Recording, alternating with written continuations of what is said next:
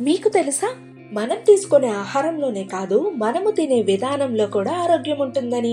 వీడియోలోకి వెళ్లే ముందు మన ఛానల్ని చూస్తున్న వారు please like, share and subscribe చేసుకోండి. ఇక పదండి. ఎక్కువ కాలం మనం జీవించాలి అంటే మనం తక్కువ తినాలి. అవునండి, జపాన్లో ఒకినావా అనే ద్వీపంలోని ప్రజలు హర హచిబు అనే కాన్సెప్ట్ ని ఫాలో అవుతుంటారు.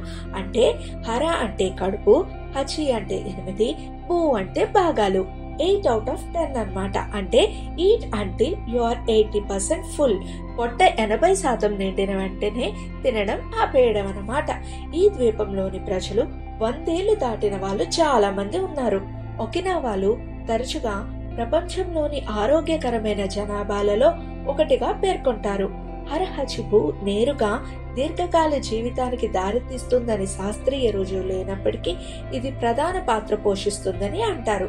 ఈ ప్రాక్టీస్ వల్ల అతిగా తినకపోవడం జరుగుతుంది. దానివల్ల మీ జీర్ణాశయం మీద ఒత్తిడి పడదు. ఎంత కావాలో అంతే తినడం వల్ల దీర్ఘకాలిక వ్యాధులు బారిన పడడం కూడా తగ్గుతుంది. తినేటప్పుడు మనం ఏమి తింటున్నామో కూడా తెలియకుండా కంగారుగా తింటారు కొందరు. అలా కాకుండా మనం తినేటప్పుడు తిండి మీద ధ్యాస ఉంచి తినండి. నెమ్మదిగా తినండి. అలా తినేటప్పుడు మన శరీరం కూడా మనకి చెబుతోంది ఈ పొట్ట నిండింది అని. అలాంటి సంకేతాలు వినడం ప్రాక్టీస్ చేయాలి.